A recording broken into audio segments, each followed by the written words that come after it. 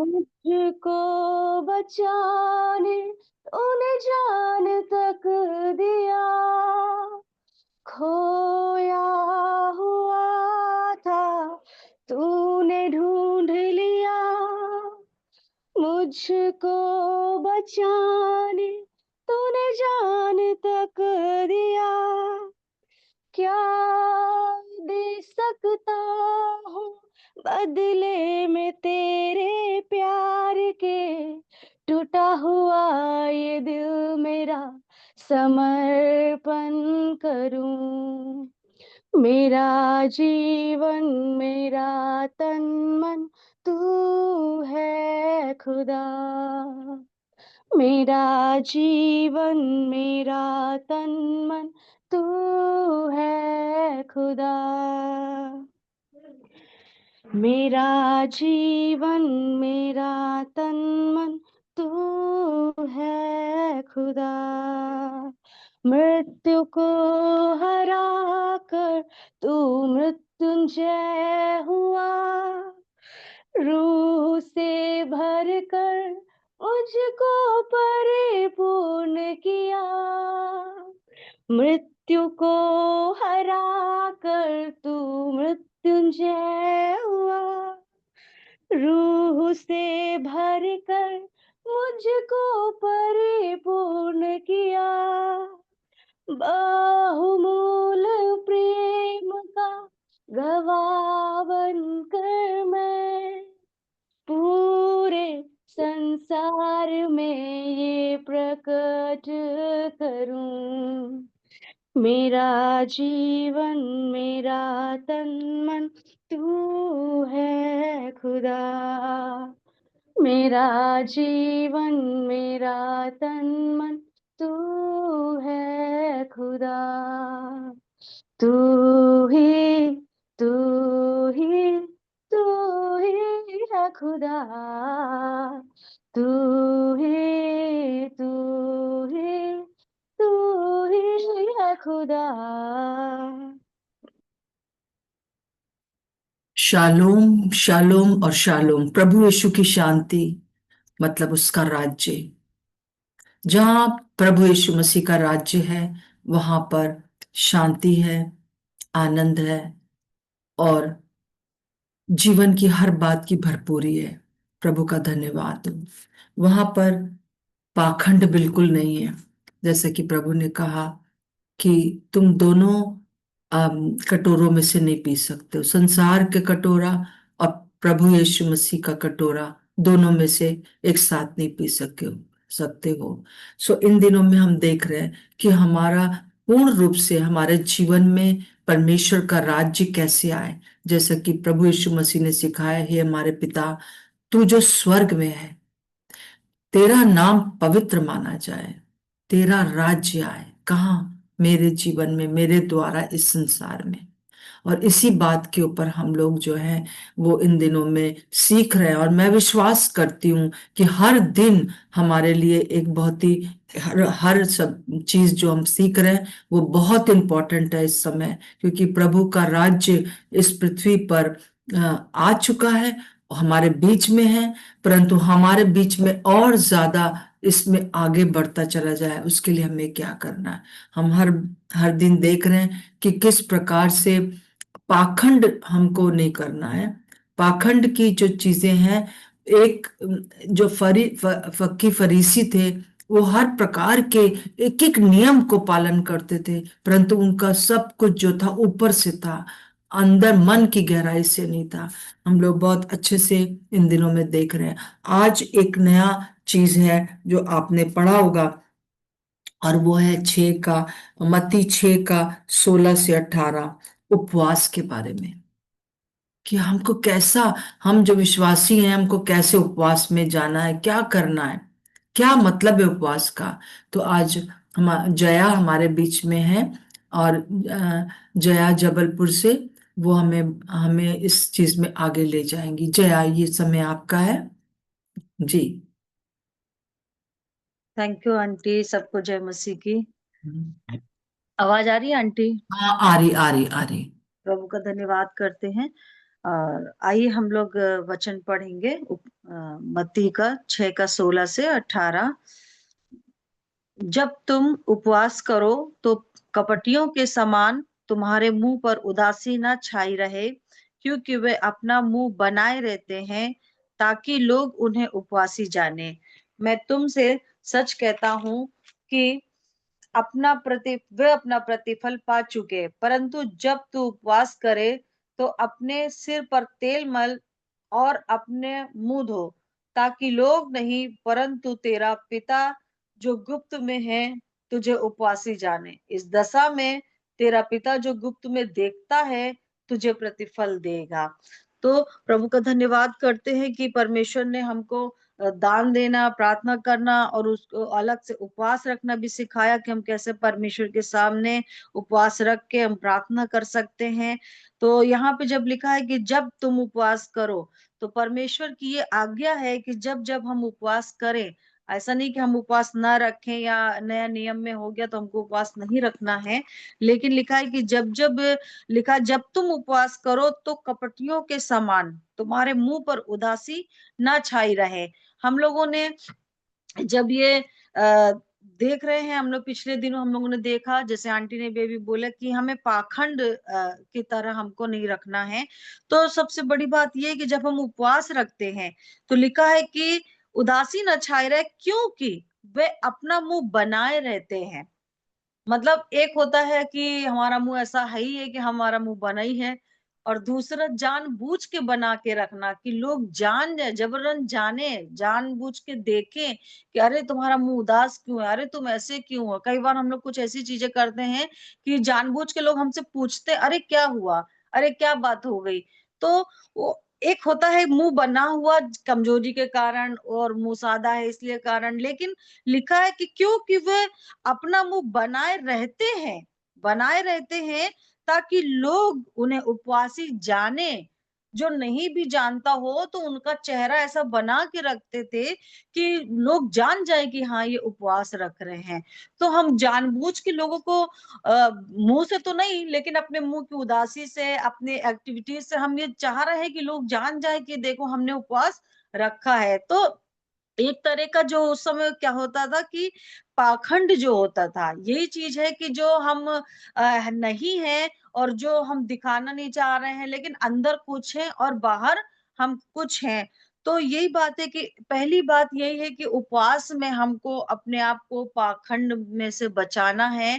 कि आप पिछले दिनों अर्पण भैया ने बहुत अच्छा लिया था कि हमको कैसे पाखंड से बचना है, कैसे हमको पाखंडी होने की पहचान क्या है ना, और वो हमको नहीं करना है। तो सबसे बड़ी बात जो उपवास की जो डिमांड है, जो हम परमेश्वर के साथ जो सामने रह रहे हैं, तो सबसे बड़ी बात ये है कि हमको पाखंड से बचना है। तो हम अपने आप को इस समय जांच भी सकते हैं कि हम क्या क्या चीजें ऐसी करते हैं कि लोग जान जाएं। कई बार लोगों को आदत होती है कि कोई आया तो कैसी है बहन, अरे नहीं हमारा तो उपवास चल रहा है, हम ठीक हैं, हम उपवास रख रहे हैं इन दिनों। कोई भी आया, कोई पूछ भी नहीं रहा, तब भी हम कह रहे हैं कि अरे हम तो उपवास में हैं। जबकि लिखा है कि गुप्त में हमको रखना है उस बात को, कोई हमसे पूछे या ना पूछे, हमको ये रखना है कि हमने परमेश्वर के सामने उपवास रखा है। और हमको ढिंढोरा नहीं पीटना है कि हम उपवास है, लेकिन हमको पिता के सामने रहना है।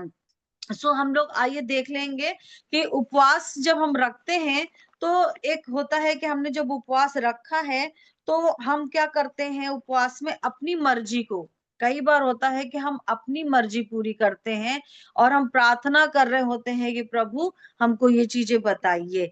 लेकिन कई बार ऐसा क्यों होता हमारे जीवन में कि हम उपवास तो रख रहे हैं, हम प्रार्थना भी कर रहे हैं, लेकिन उस प्रार्थना का हमको प्रतिफल नहीं मिलता है। हम प्रार्थना कर रहे हैं, हम उपवास रख रहे हैं, चाहे हम 1 दिन का रखें, चाहे हम सप्ताह भर का रखें, हम 21 दिन का रखें, हम 40 दिन का रखें। लेकिन कुछ ऐसे उपवास होते हैं जब बाद में हमको पता चलता है कि अरे हमको तो उत्तर ही नहीं मिला है इसका। तो कारण क्या है कि जब हमको उत्तर नहीं मिलता है तो हमको अपने आप को जांचने की जरूरत पड़ती है कि क्यों हमारे जीवन में से क्या हुआ है या क्या कारण था जो हमारी प्रार्थना को सुनी नहीं गई, जो हमें उपवास का उत्तर नहीं मिला। तो हम लोग यशायाह 58 का देख लेंगे। इसमें 1 से लेके हालांकि इसमें 12 तक है। तो पर अभी हम लोग ये देखेंगे कि क्या कारण है जो हमारी उपवास का उत्तर नहीं मिलता है हमको। तो हम लोग पढ़ लेंगे यशायाह 58 का। गला खोल कर पुकार, कुछ न रख छोड़, नरसिंगे का सा ऊंचा शब्द, मेरी प्रजा को उसका अपराध अर्थात याकूब के घराने का पाप जता दे। वे प्रतिदिन मेरे पास आते और मेरी गति जानने की इच्छा रखते हैं, मानो वे धर्मी है। तो हम ऐसे आते हैं जैसे हमको परमेश्वर की इच्छा जाननी है, ऐसे आते हैं हम परमेश्वर के पास जैसे हमको हमको सिर्फ परमेश्वर को जानना है। जिन्होंने अपने परमेश्वर के नियमों को नहीं टाला, वे मुझसे धर्म के नियम पूछते हैं और परमेश्वर के निकट आने से प्रसन्न होते हैं। वे कहते हैं, क्या कारण है कि हमने तो उपवास रखा, परंतु तूने इसकी सुधि नहीं ली। हमने दुख उठाया, परंतु तूने कुछ ध्यान नहीं दिया। तो जब हम उपवास रख रहे हैं तो इसमें 3 पद में लिखा है, हमने तो उपवास रखा, परंतु तूने इसकी सुधि नहीं ली। हमने दुख उठाया, परंतु तूने कुछ ध्यान नहीं दिया। सुनो, उपवास के दिन अब अभी तक इजरायली क्या कर रहे हैं, शिकायत कर रहे हैं कि हम तो तेरे पास आए, हमने उपवास रखा, हमने प्रार्थना करी, हमने ये चीज किया, लेकिन क्या कारण है, वो पूछ भी रहे हैं कि क्या कारण है कि तूने हमारी सुधि नहीं ली। तो परमेश्वर कहते हैं, सुनो, उपवास के दिन तुम अपनी ही इच्छा पूरी करते हो और अपने सेवकों से कठिन काम को कराते हो। सुनो, तुम्हारे उपवास का फल ये होता है कि तुम आपस में लड़ते और झगड़ते और दुष्टता से घूंसे मारते हो। जैसा उपवास आजकल रखते हो, उससे तुम्हारी प्रार्थना ऊपर नहीं सुनाई देगी। याद रखिए कि जैसे परमेश्वर ने, हम लोग बहुत समय से पढ़ते आ रहे, बाइबल हमारे हाथ में है, हमको लगता होगा हमने ये बहुत पढ़ा है, लेकिन यहाँ कुछ बात प्रभु कह रहा है कि इस्राएलियों ने कहा हमने तो उपवास रखा। तो उन्होंने बहुत लंबे-लंबे उपवास रखते थे, 40-40 दिन का उपवास रखते थे, न जाने कितने देर तक उपवास रखते थे।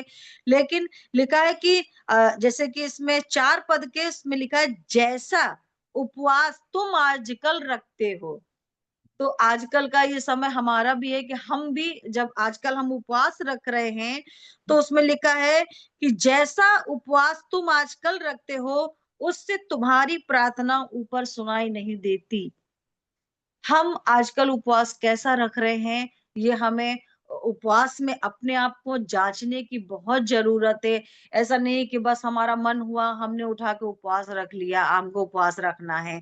लेकिन परमेश्वर ये चीज जता रहा है कि तुमने उपवास तो रखा है, तुम्हारी प्रार्थना क्यों ऊपर नहीं सुनाई दे रही, इसका कारण यही है ना कि तुम लड़ते झगड़ते हो, उसका जो प्रतिफल होता है, तुम आपस में बैर करते हो, दुष्टता करते हो, उस दिन भी, हालांकि हर दिन करते हैं, लेकिन उपवास के दिन भी नहीं छोड़ते कि आज हमने उपवास रखा है तो थोड़ी देर के लिए चलो हम धर्मी बन जाएं। ऐसा भी नहीं है, वो उपवास के दिन भी वही चीज करते हैं जो करते आते हैं, है ना। तभी परमेश्वर कहता है कि तुम्हारा उस उपवास का प्रतिफल तुमको नहीं मिलता है। पर 5वें पद में लिखा है, जिस उपवास से मैं प्रसन्न होता हूँ। याद रखिए, हमारा जो उपवास रखना है, हम जब उपवास रखते हैं तो हम कितनी शिकायतें करते हैं। हम जैसे इजरायली ने शिकायत करी, हमने उपवास रखा, कई बार हम भी उपवास रख के बाद में जब हमको प्रतिफल नहीं मिलता तो हम यही शिकायत करते हैं, अरे हमने तो उपवास उपवास भी रखा, हमने इतनी इतनी प्रार्थना भी करी, तब भी उसका उत्तर नहीं मिला। पता नहीं परमेश्वर क्या चाहता है। परमेश्वर क्या चाहता है उपवास के समय में, उपवास के दिन में, और वैसे भी हर समय ऐसा नहीं है। आगे जैसे लिखा है 5 पद में, जिस उपवास से मैं प्रसन्न होता हूँ, अर्थात जिसमें मनुष्य स्वयं को दीन करे। पिछले दिनों हमने पहाड़ी उपदेश में हम लोगों ने सीखा कि हम कैसे अपने आप को दीन करें, हम नम्र कैसे बने, है ना। तो इसमें लिखा कि जब तू अपने आप को दीन करे, तो क्या तू इस प्रकार करते हो?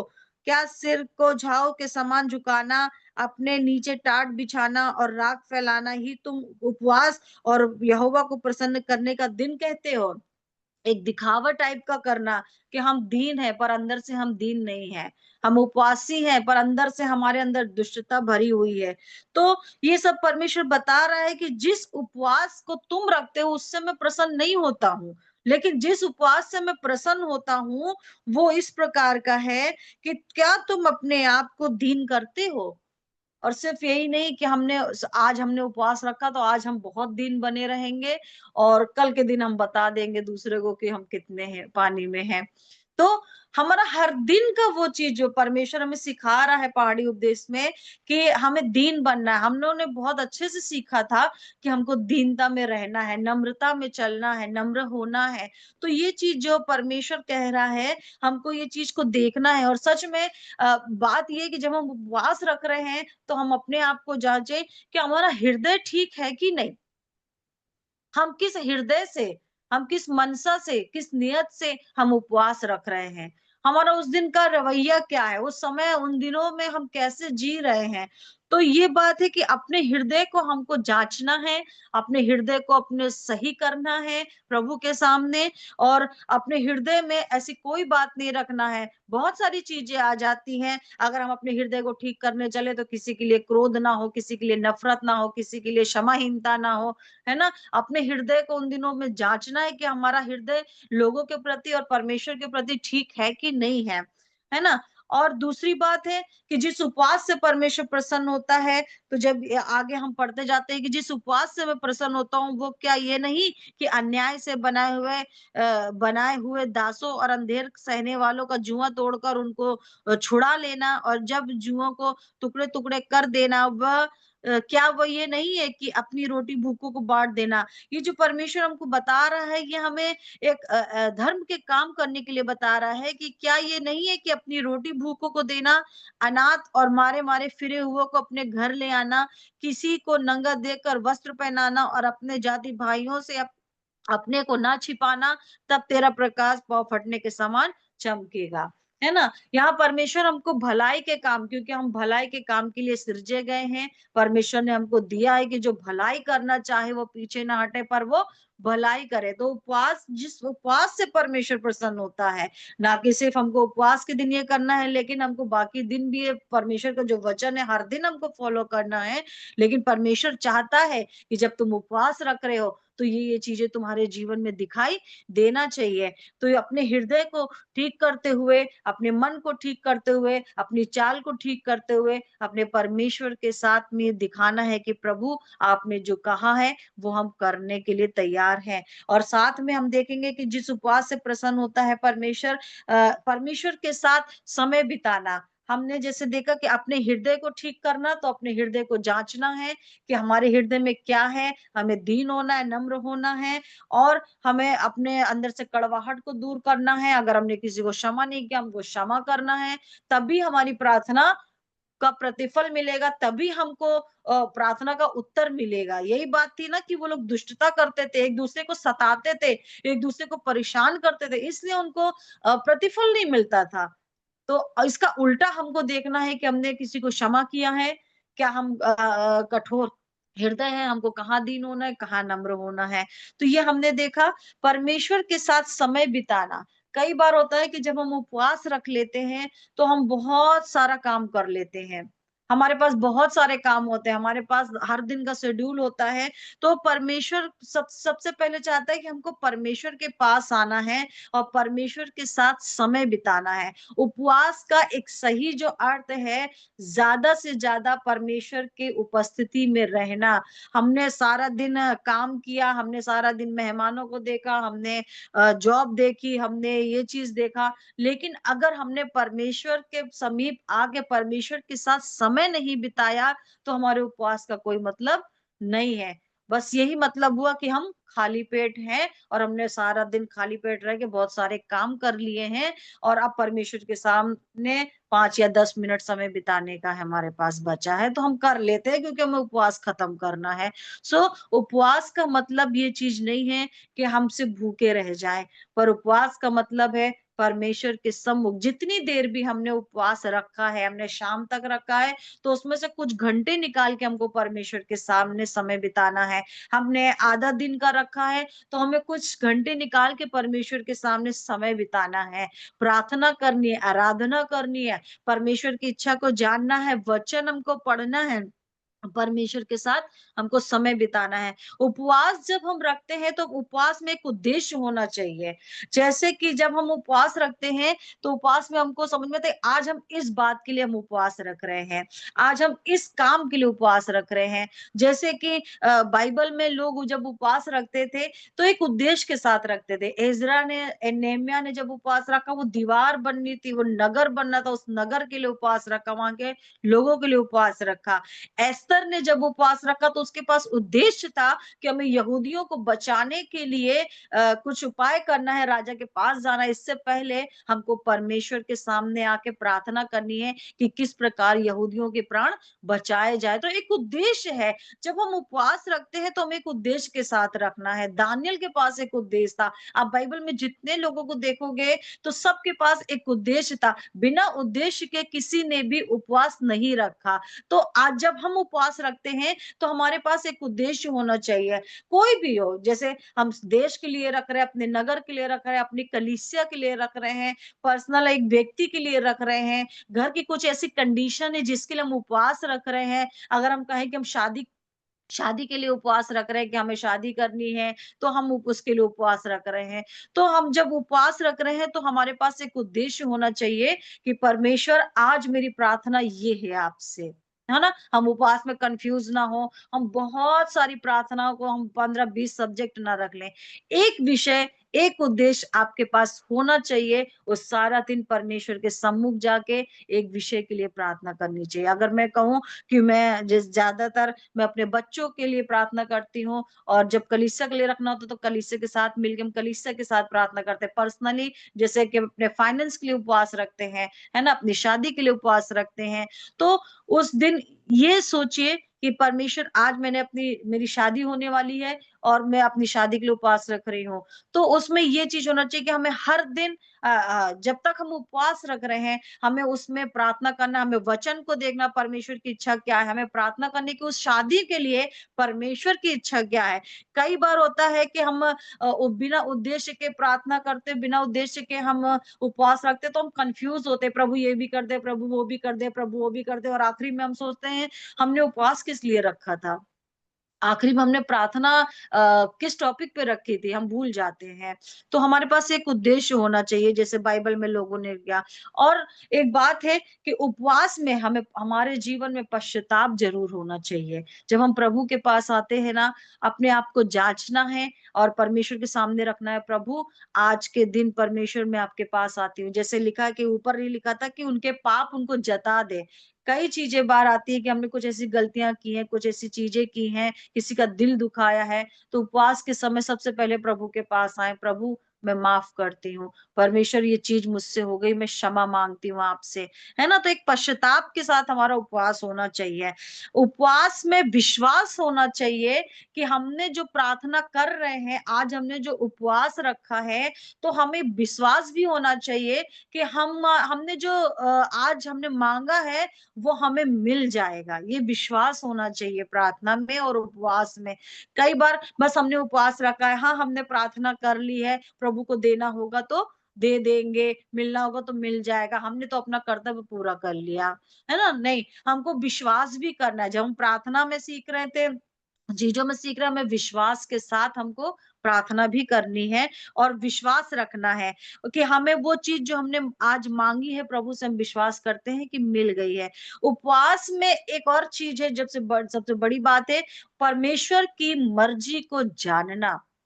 जब हम विश्वास कर रहे हैं, जब हम उपवास रख रहे हैं, पश्चाताप कर उसमें सबसे बड़ी बात है कि आज के दिन परमेश्वर मैंने उपवास रखा इस विषय के लिए। जैसे मैंने बताया कि शादी मान लीजिए, आज हमने अगर जिनकी शादी नहीं हुई है वो उपवास ज़्यादातर रखते हैं, प्रभु अच्छा लाइफ पार्टनर मिले।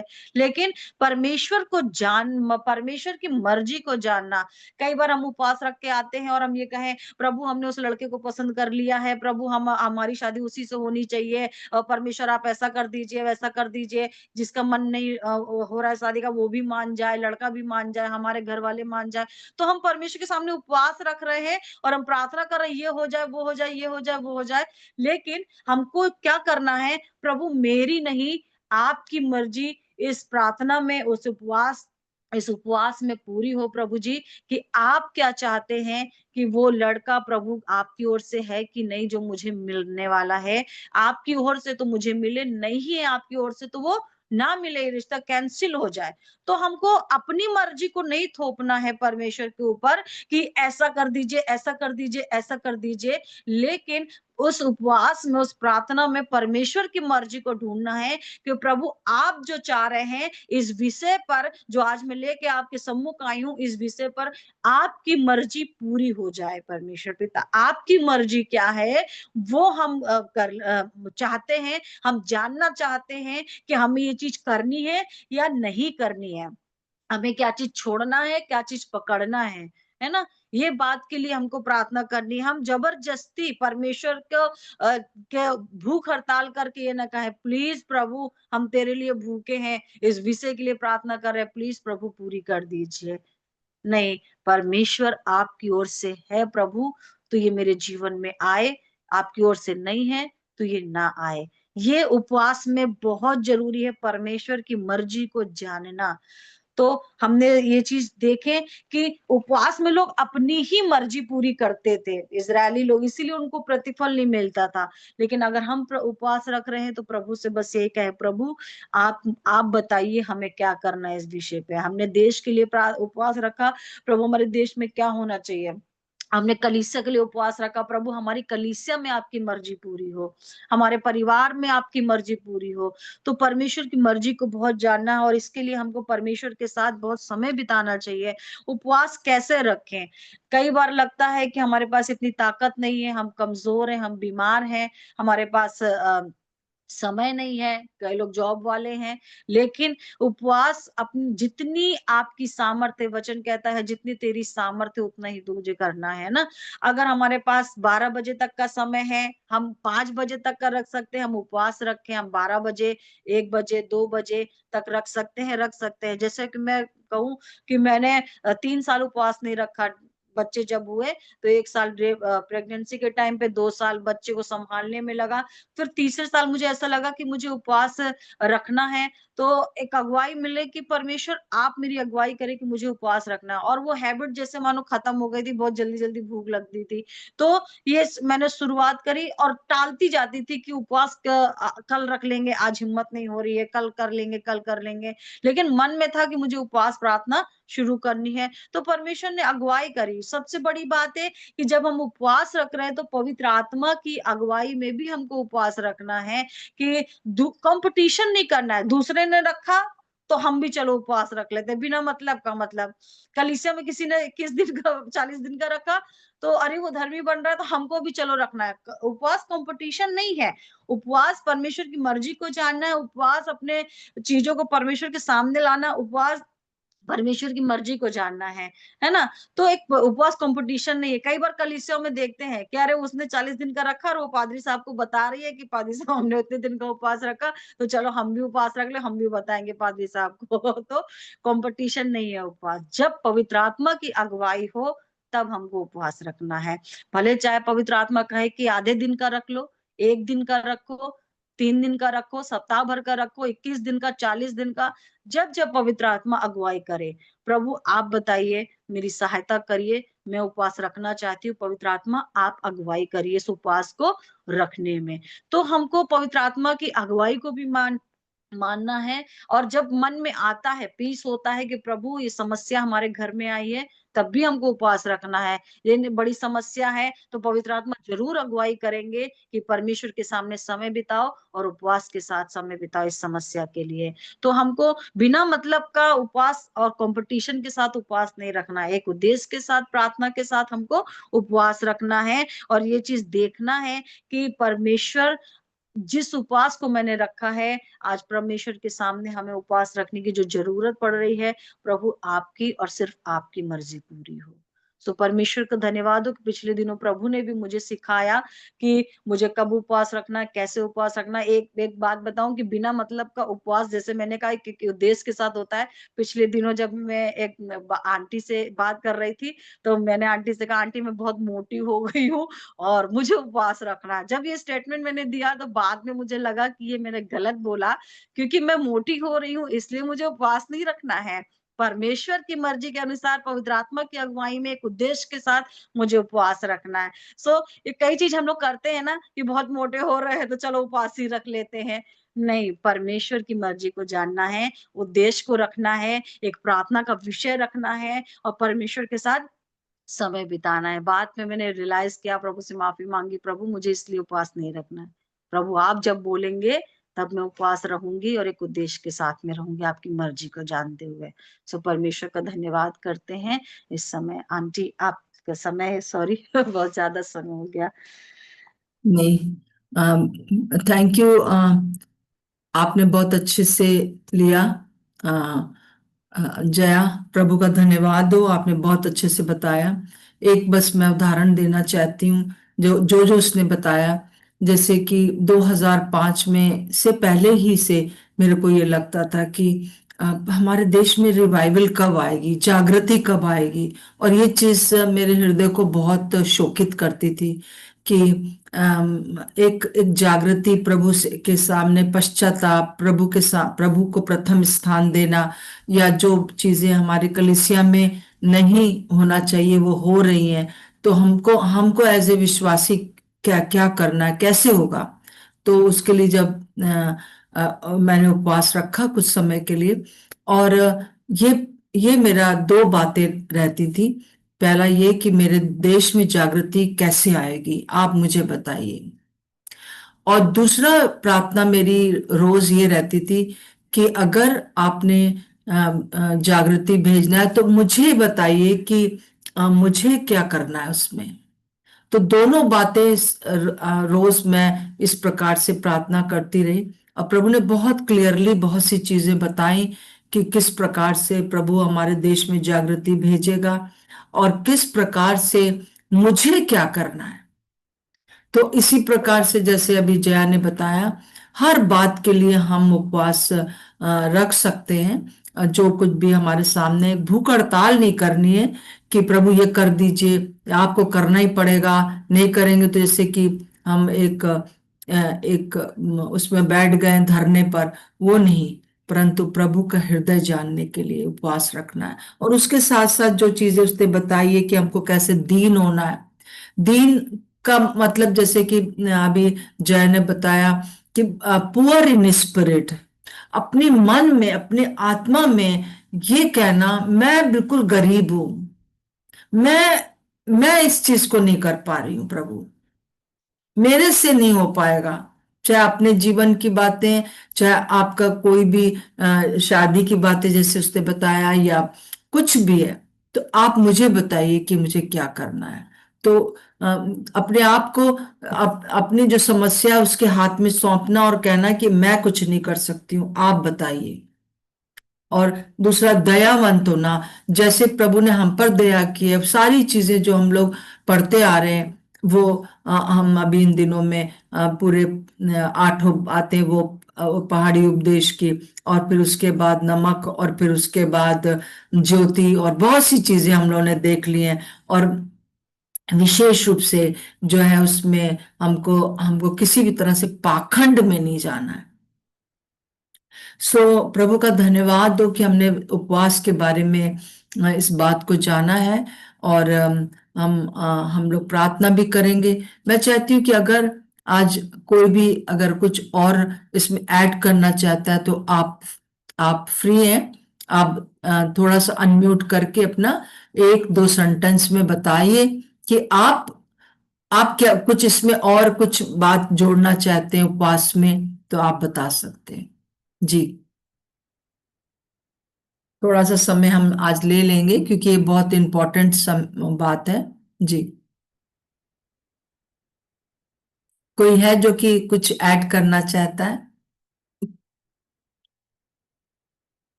जय मसीह की। जय मसीह की। जी हाँ, शशि। सबसे पहले मैं परमेश्वर का धन्यवाद देती हूँ, फिर आप सबका भी बहुत बहुत धन्यवाद। प्रभु हमें इकट्ठा करता है, बहुत अच्छी बात है। बस मेरा कहने का ये है कि जैसे बहन ने भी बताया कि हम किसी उद्देश्य को लेकर प्रार्थना करनी चाहिए, बहुत अच्छी बात है।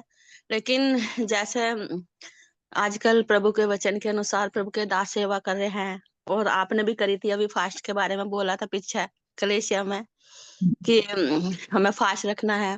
मतलब क्या कलेशिया के साथ फास्ट रखना नहीं चाहिए? जैसे अब अंकुर भैया है, वो 3-3 दिन का बता देते हैं, कभी भी 5 दिन का, जो घर में बैठे हुए भी फास्ट करें। और प्रार्थना मतलब अपना विषय बताते हैं कि इसके लिए प्रार्थना करें, तो उसके लिए फिर हम करते हैं परमेश्वर के अनुग्रह से।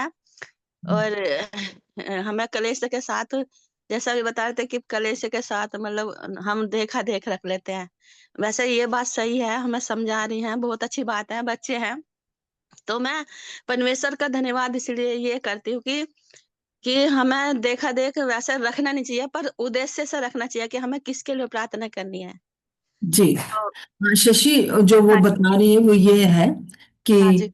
आम, क्या कहते हैं, हम अकेले में भी उपवास रख सकते हैं, पूरी कलीसिया भी उपवास रख सकती है। इसे पास्टर को, अगर किसी प्रभु के सेवक को जब प्रभु ने बताया है कि हम लोग इस बात, जैसे कि पिछले दिनों मैंने आप लोगों से कहा कि हम लोग हिजकियेल 37 मतलब कि भविष्यवाणी रूपी हम प्रार्थना करेंगे कि हमारे देश में जो भी बात है, जैसे जो चीजें एकदम हड्डी हो गई हैं, तो उनको हम भविष्यवाणी करें कि सारी हड्डियां जुड़ जाएं। और हम भविष्यवाणी करें कि उसमें मांस आ जाए, मतलब उसमें जो है ताकत आ जाए, परमेश्वर की सामर्थ आ जाए, परमेश्वर का लहू जो है वो नसें आ जाए, ताकि प्रभु यीशु मसीह के लहू के बातों को हम समझ सकें। और इस प्रकार से वो भी कर सकते हैं हम लोग, साथ में भी कर सकते हैं, साथ में भी किया गया है उपवास, बहुत ही इम्पोर्टेंट और भी ज्यादा सामर्थ्य रहता है। मतलब जया का कहने का मतलब ये है कि अ, किसी का देखा दाखी नहीं, परंतु अगर अगर पास्टर ने कहा है कि हम लोग सब मिल के उपवास रखेंगे तो कर सकते हैं, जितनी हमारी ताकत है। Thank you Shashi. और कोई कुछ ऐड करना चाहता है? बस उसके लिए मैं कह रही थी। ठीक है, हम लोग प्रार्थना करेंगे। Aunty praise Lord. हाँ, प्रेज लॉर्ड अनीता। हाँ। मतलब मैं ये समझ में आ रहा है कि कोई भी जो उपवास है, हम्म, अगर स्पेसिफिक जैसे दानियल ने 21 दिन के उपवास रखा, तो एक पीरियड था 21 हाँ, दिन, है ना, 3 डेज। मतलब इस तरह की पीरियड्स हैं, मतलब बाइबल में अधिकतर की इतने दिन को स्पेसिफिक मतलब फाइनलाइज किया गया, तब उन्होंने उपवास किए, तो वो जी एक बेटर रिजल्ट को देखने पाए। तो मतलब मुझे ये लग रहा है कि इसके बारे में और मतलब परमेश्वर मुझे सिखाए, जो एकदम से आपने बोला ना कि किसी को कोई ऐड करना है, अगर आपको मतलब ये जो पीरियड्स हैं, कुछ चीजें ना कि जी बोला जाता है कि 3 दिन का उपवास, या फिर इस पर से किसी चीज को ब्रेक करने के लिए, जैसे दानियल ने भी 21 दिन का किया, और भी हम देखते हैं आगे। तो इस तरह के जो टाइम पीरियड को लेके मतलब जो फाउंडेशन है, उसके बाद जो ब्रेक थ्रू आया, एक बड़ा रिवाइवल को हम देखने पाए। तो जी। परमेश्वर और इसको बताए।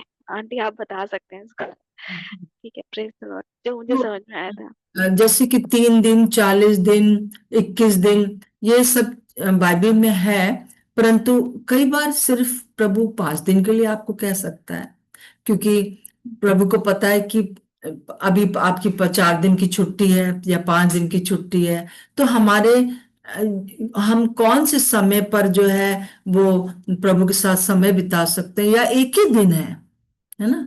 तो ऐसा, और कई बार कई लोग मैंने देखे हैं जो कि हर रोज उपवास रखते हैं। उनका क्या रहता है कि सुबह से लेकर परंतु उस समय वो प्रार्थना के लिए बैठना बहुत जरूरी है, अपने आप को जांचना बहुत जरूरी है, जैसे कि सारी बातें जो जया ने कही हैं वो सब होना बहुत जरूरी है।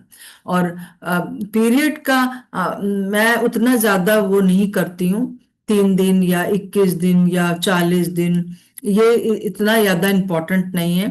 परंतु अगर मैंने सोच लिया कि मैं एक ही दिन उपवास रखूंगी या 2 दिन उपवास रखूंगी, उसका मतलब दिनों की संख्या से नहीं है। आपको प्रभु अगुवाई करेगा, इसके लिए भी प्रभु से ही अगुवाई मांगनी है, जैसा जया ने बताया। जी हाँ, थैंक यू अनीता। कई बार लोगों को बड़ा वो रहता है कि अगर नहीं रख पाए तो बड़ा उनको गिल्टी फील होता है। गिल्टी फील ना करें। कई बार जैसे कि आपने आपने सोचा कि मैं दूसरे लोगों के साथ मैं भी उपवास रखूंगी, मतलब कि जैसे 21 दिन का रखूंगी, परंतु आप नहीं रख पा रहे हो क्योंकि आप प्रार्थना नहीं कर पा रहे हो उस टाइम पर, या आपको नहीं लग रहा है, तो कोई बात नहीं है। प्रभु नहीं डंडा लेके खड़ा है कि आपको पिटाई करेगा। जितना आप कर सकते हो। और कोई कुछ ऐड करना चाहता है या एक कुछ मिनट गवाही है? एक मिनट लेंगे दीदी आपसे। अभी हमारी कलेसिया में एक बहुत बड़ा मतलब एक हादसा हुआ है, और अभी लॉकडाउन से पहले उसके हस्बैंड खत्म हुए थे, तो उसने मंगल को फास्ट रख रखा था, मंगल को। तो उसका हस्बैंड भी मंगल को खत्म हुआ था, और अभी जो मंगल आया ये वाला, इसको उसके लड़के ने आत्महत्या कर ली, मतलब कर ली जन किसी ने कुछ खिला दिया ये नहीं पता, और वो भी मंगल को फास्ट थी। तो इस बात को ले लेके वो रो रही थी। तो मैं आपको ये बात ये पूछना चाहती हूँ कि मतलब, क्योंकि आप बहुत अच्छे से समझाएंगी कि मैं उसे बता सकूं कि मतलब उसे थोड़ी तसल्ली हो जाए कि उसने दोनों दिन फास्ट रखा। जिस दिन हस्बैंड खत्म हुआ उस दिन भी उसका मंगल का फास्ट था, और कल परसों अब के मतलब मंगल को मतलब उसका बेटा खत्म हो गया। तो बहुत इस बात को लेकर बहुत ज्यादा दुखी है वो। तो मैं आपसे पूछ सकती हूँ कि मैं नहीं सोचती कि कुछ भी किसी डे से मतलब होता है, मतलब वो नहीं है, परंतु जो उनके घर में अम, दुष्ट आत्माओं का जो काम, क्योंकि आत्महत्या तो दुष्ट आत्मा का काम है, क्योंकि वो प्रवोक करती है कि कर लो, है ना, अब मर जाओ तो अच्छा है। तो वो उनके घर के अंदर जो हो रहा था, वो उसको स्टॉप करने के लिए हम लोगों को प्रार्थना करना है कि, और पर किसी दिन से मतलब नहीं है। वो शैतान जो है, हम लोग क्योंकि ऐसे बैकग्राउंड से आ रहे हैं कि हम लोग दिनों का बहुत वो रखते हैं कि हम लोग के, जैसे कि हर दिन हम लोग के लिए ये रहता है कि आज इसका दिन, आज उसका दिन, और उपवास रखते आए हैं, उस बैकग्राउंड से आए हैं। तो शैतान जो है हम लोगों को उस तरफ ले जाता है कि तुमने रखा था इसलिए ऐसा हो गया। उस बहन से बोल दीजिए कि ऐसा नहीं है। वो आपको आपको उपवास रखने से कुछ मतलब नहीं है, परंतु वो जो जो बात हुई है वो दुष्ट ने करी है ना। आप बस उनको ये आप तसल्ली दे सकते हो। हमको उन बातों के ऊपर ध्यान देना है जो हमारे घर में चल रही हैं, हमको देखना है कि क्या चल रहा है। यही तो पहले से पूछना था कि मेरे बेटे में क्या ऐसी बात चल रही है, कि प्रभु बता देता है कि तुम्हारा बेटा जो है वो इस तरह से आत्महत्या करने के लिए सोच रहा है। तब आप उसके विरोध में प्रार्थना कर सकते थे कि यीशु मसीह के नाम से ये चीज जो है वो उसके दिमाग से हट जाए। ठीक है, हम लोग इन बातों के लिए प्रार्थना करेंगे, परंतु किसी दिन का, विशेष दिन का, मंगलवार या सोमवार या उससे कुछ नहीं होता है। पर कई बार ये है कि दुष्ट आत्माएं इस बात को आके बताती हैं कि देखो, क्योंकि पुराना जो हम लोग का दिमाग में चला आ रहा है उसके अनुसार हम ऐसा सोचते हैं। थैंक यू दीदी, मैं बताऊंगी। जी ठीक है, हम लोग प्रार्थना करेंगे। तो जय, आप प्रार्थना करिए, फिर उसके बाद मैं प्रार्थना करूंगी। जी, हालेलुया, थैंक यू जीसस। प्रभु जी, हम आपका धन्यवाद करते हैं, यीशु मसीह के नाम से आते हैं पिता, और हम प्रार्थना करते हैं परमेश्वर प्रभु जी के, सच में परमेश्वर पिता, जिस उपवास से प्रभु आप प्रसन्न होते हैं परमेश्वर पिता, प्रभु होने दे परमेश्वर पिता, आप हमारे जीवन में परमेश्वर पिता, हम सबके जीवन में प्रभु वो अनुग्रह दीजिए प्यारे परमेश्वर पिता, कि परमेश्वर प्रभु जी हम वो उपवास रखने वाले बने जिससे आप प्रसन्न होते हैं परमेश्वर प्रभु जी, जिसमें आपकी मर्जी पूरी होती है प्यारे परमेश्वर पिता, यीशु मसीह के नाम से प्यारे पिता परमेश्वर प्रभु जी। और हम प्रार्थना करते हैं परमेश्वर पिता, आज के दिन प्रभु जी की हमारे अंदर परमेश्वर प्रभु जी, कहीं भी परमेश्वर प्रभु, जैसे लिखा था वचन में कि वो ऐसा मुंह बना के रखते थे कि लोग जाने, प्रभु हम प्रार्थना करते हैं कि प्रभु हमारे अंदर से परमेश्वर वो पाखंडपन का जीवन यीशु के नाम से दूर होने पाए परमेश्वर पिता। हम प्रार्थना करते हैं पाखंड बनाने वाली दुष्टात्मा के प्रभाव को अपने जीवन से यीशु के नाम से उखाड़ फेंकते हैं परमेश्वर पिता। वो पाखंड का स्वभाव हमारे जीवन से यीशु के नाम से दूर होने पाए परमेश्वर पिता। परमेश्वर प्रभु जी, वरन परमेश्वर प्रभु जी, आपके वचन में लिखा है कि जो अपने आप को दीन करेगा आप उसे शिरोमणि बनाएंगे परमेश्वर पिता। प्रभु होने दे प्रभु, जब आप चाहते हैं कि हम दयालु बने, हम दीन बने परमेश्वर पिता, और आपके सामने हम बड़ी दीनता के साथ आए परमेश्वर प्रभु जी, हम विनती करते कि हमारे जीवन में अनुग्रह दे प्रभु कि हम ऐसी चाल चलने वाले बने परमेश्वर प्रभु जी। हम प्रार्थना करते हैं परमेश्वर पिता कि सच में परमेश्वर प्रभु जी हम आपके उपस्थिति में बने रहे परमेश्वर पिता। प्रभु जी, आप चाहते हैं परमेश्वर प्रभु जी कि हम आपसे प्रार्थना करें, आपसे लिपटे रहे, आपसे प्यार करें प्रभु जी और पिता परमेश्वर प्रभु जी, और कोई भी बात परमेश्वर हमें आपके प्रेम से अलग न करने पाए परमेश्वर पिता। हम प्रार्थना करते हैं परमेश्वर प्रभु जी की हम जब उपवास रखते हैं प्रभु, हम अपने हृदय को चेक कर सके, क्योंकि आप जानते हैं प्रभु, आप हमारे मन को, आप हमारे हृदय को देखते हैं कि हमने किस मनसा से परमेश्वर प्रभु रखा प्रभु जी। हम प्रार्थना करते हैं प्रभु कि हम अपने हृदय को और परमेश्वर आपके प्रति प्रभु लोगों के प्रति ठीक कर सके परमेश्वर पिता। हम आपसे अनुग्रह मांगते प्रभु कि जितने लोग उपवास प्रार्थना करते हैं परमेश्वर पिता, एक एक जन परमेश्वर प्रभु जी अपने उपवास का प्रतिफल पाए परमेश्वर प्रभु जी। आप प्रार्थनाओं को सुने परमेश्वर पिता।